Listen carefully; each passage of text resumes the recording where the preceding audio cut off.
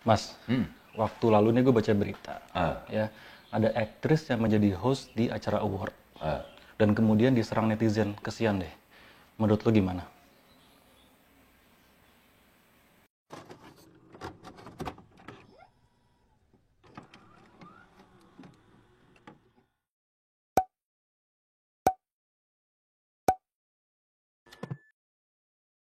Oke, menurut gue nih ini menjadi problematika sih. Sebenarnya kan waktu itu jadi si gue tahu sih yang lu bahas tuh siapa sebenarnya gitu. Kesian gitu loh. Iya iya iya, Gila-gilaan diserangnya. Iya. Dia kan sebenarnya adalah dulunya pemain sinetron. Yes. Dulunya. Udah gitu kemarin acara awarding akhirnya dia jadi host lah mendampingi si host cowoknya itu kan. Tapi dia memang melakukan beberapa kesalahan fatal dalam dunia hosting kalau menurut gue gitu. Tapi apakah kemudian netizen berhak untuk mencaci maki, menjelek-jelekan yang padahal notabene netizennya juga bukan host ya? Yes. Kan agak ganggu. Betul. Gitu. Ya mungkin sebagian ada yang MC Ya juga. ada teman-teman gue ada teman-teman gue yang akhirnya bukan mencela sih, teman-teman gue malah Memberi akhirnya penilaian. memberikan penilaian dan kemudian pada pembelaannya adalah ngerti kan sekarang susahnya jadi host. Yes. Nah, Gitu. ini dia pembahasan yang pengen gue bahas nih sekarang nih. Apa? Lo sebagai MC atau Master of Ceremony, dari dulu sampai sekarang udah berapa tahun tuh lo? 2004 mulai. 2004 mulai 2021 sampai sekarang 15. Ya kan? 17. kesulitannya apa Aku mas? sih 17. Ya mas, sepanjang itu Sweet 17. Kesulitannya apa mas?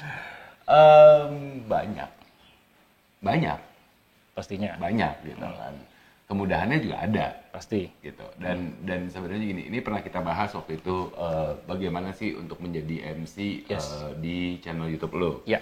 Habis itu gue juga ada konten Selasa Bicara baru-baru ini per 2021 gue bikin gitu ya di YouTube gue dengan tujuan adalah gue sharing aja tuh pengalaman-pengalaman gue public speaking. Oke, oh udah pernah lo sharing juga ya? Ya, jadi emang ada rutin setiap hari Selasa itu tayang gitu kan gitu.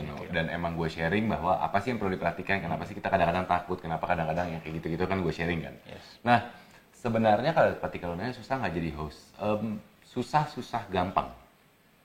Susah-susah gampang karena satu kata kuncinya adalah kebanyakan orang ketika menjadi host mikir bahwa yang penting cuma ngomong. Tapi sebenarnya apa yang kita omongkan itu kan yang kita pikirkan. Yes. Jadi ketika lo menjadi host itu emang sebisa mungkin otak lo juga encer.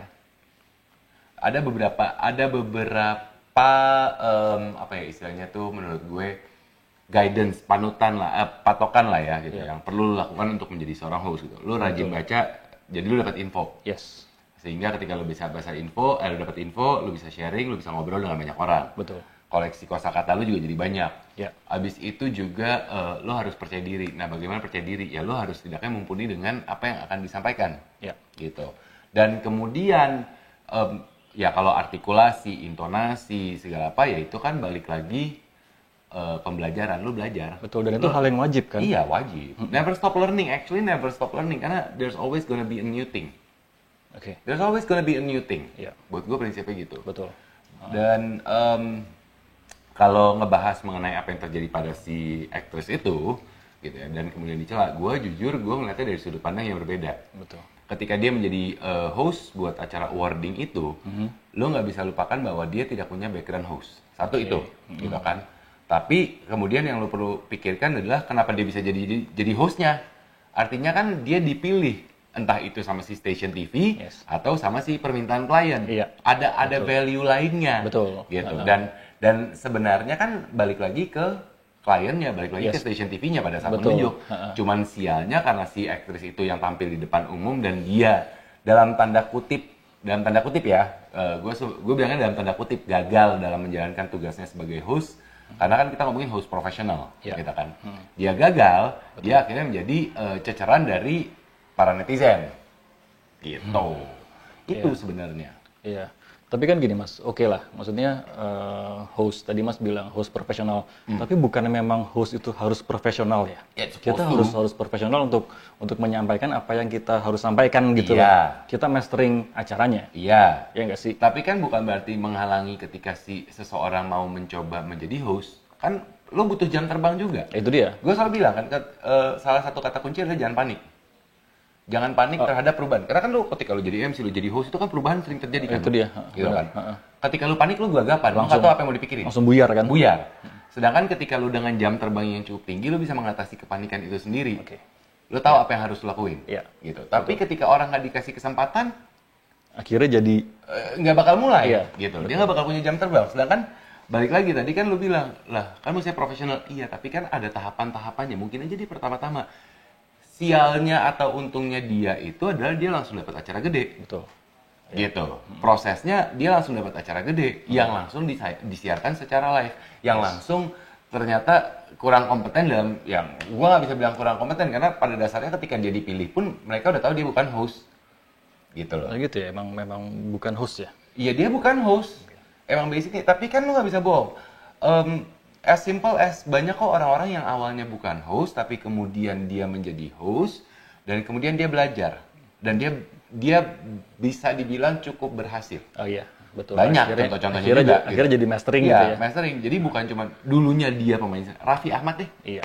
Betul. Raffi Ahmad pada dasarnya segi hostingnya udah bagus kok menurut gue gitu. Ya kan? Iya. Jadi emang proses kan. Betul. Gitu. Gading. Ya. Gitu. Iya Deddy Corbuzier. Magician loh. And then he became a host. Ya. Dia proses. Gitu. Magician lebih tepatnya mentalis. Mentalis, ya gitu. Gitu. Jadi ya selama gua nggak pernah bisa menyalahkan apakah dia seseorang itu belum pernah menjadi host dan kemudian dia mau menjadi host. Dan pertama kali dia gagal dan segala apa, kita nggak bisa langsung judging bahwa lu nggak bisa jadi host. Nah itu yang penting itu, jangan langsung judging dulu gitu iya. Mas, ya kan? Seorang Wisnu Hardana mau jadi host juga bisa. Bisa belajar prosesnya gitu loh. Ada prosesnya Iya.